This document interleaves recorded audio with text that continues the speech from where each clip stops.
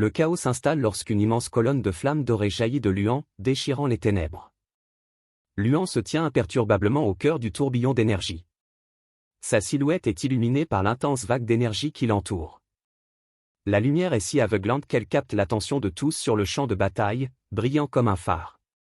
Tangdin et Xia, sous le choc, se tiennent l'un à l'autre. Leurs yeux s'écarquillent d'incrédulité tandis qu'ils balbutient, tentant de comprendre la puissance terrifiante émanant de leur ami. Lu Shang se couvre le visage d'une main. Un sourire confiant se dessine sur ses lèvres lorsqu'il remarque que cela fait longtemps qu'il n'a pas libéré son pouvoir. Les autres recrues et les marchands restent bouche bée, complètement abasourdis par cette démonstration soudaine. Marchant nonchalamment dans l'aura ardente, Luan se dit qu'il avait presque oublié ce que c'était que de se préparer à un vrai combat. Soudain, son visage se crispe. Avec une rapidité incroyable, il disparaît. En un clin d'œil, il réapparaît juste derrière une recrue traîtresse, un couteau à la main. Il se déplace si vite que Seiya et Tangdin, à l'arrière-plan, restent bouche bée. Le traître recule d'un bond, terrifié, hurlant de surprise face à l'apparition soudaine de celui qu'il croyait faible. Seiya crie frénétiquement à Lu Shang de se méfier, lui annonçant que l'ennemi est un guerrier de niveau 12. Mais Lu Shang reste impassible. Il regarde l'ennemi avec un sourire moqueur silencieux. Reprenant ses esprits, le traître pointe son arme sur Lu Shang et ricane. Il prétend que Lu Shang bluffe pour l'intimider, car à y regarder de plus près, son aura ne semble être qu'au niveau 11. L'arrogant traître attaque, sa main se transformant en griffes noires acérées et mortelles, tandis qu'il nargue Lu Shang sur la différence de leur niveau de puissance.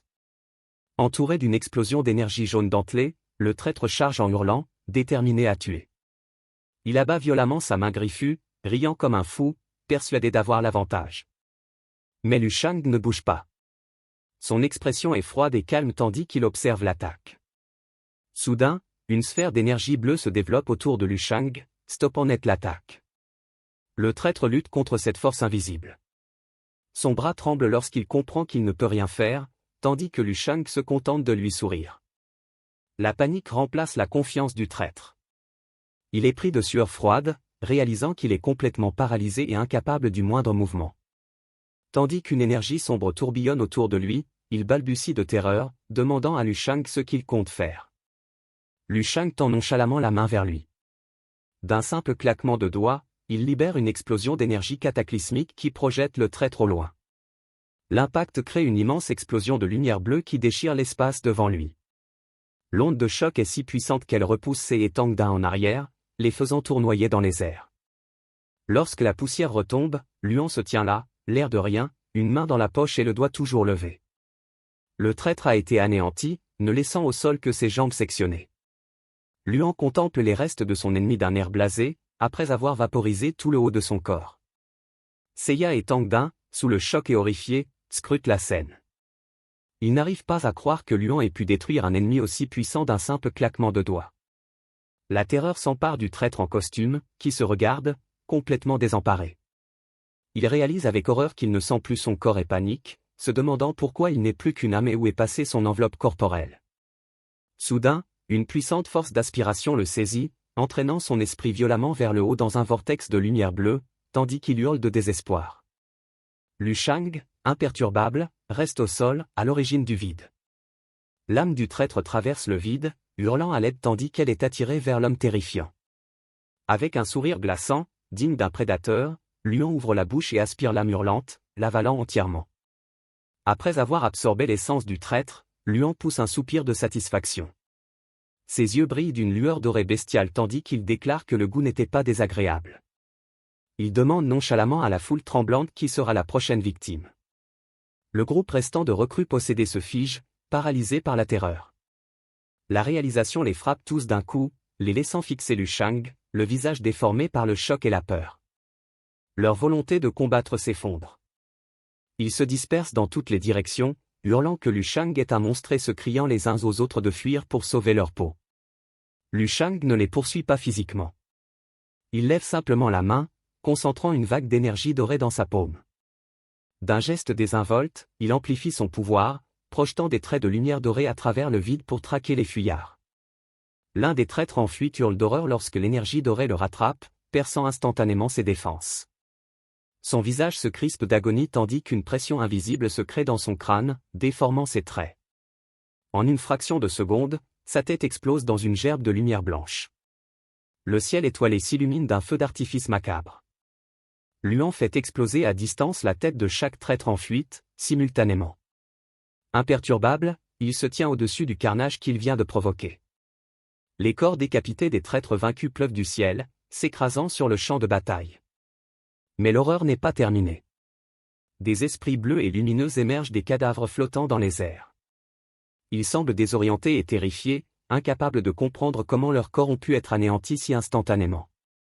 Lu Sheng, impassible, une aura sombre s'élevant derrière lui, commence à récolter les âmes. Il étend la main, créant un puissant vortex qui aspire les esprits hurlant vers lui, ignorant leurs supplications désespérées. Pendant ce temps, Musique, le traître Karl tente désespérément d'échapper au massacre. Il court dans le vide, l'air paniqué, maudissant Lu Sheng, le traitant de monstre qui a dissimulé sa véritable puissance. Une fois à distance, un soulagement difforme se dessine sur son visage. Il rit d'un rire dément, haletant, se persuadant d'avoir été assez rapide pour échapper à ce cauchemar. Mais sa joie est prématurée. Une ombre immense l'enveloppe soudain, et Karl lève les yeux, confus, pour apercevoir une main d'énergie gigantesque se former au-dessus de lui. La main s'abat rapidement.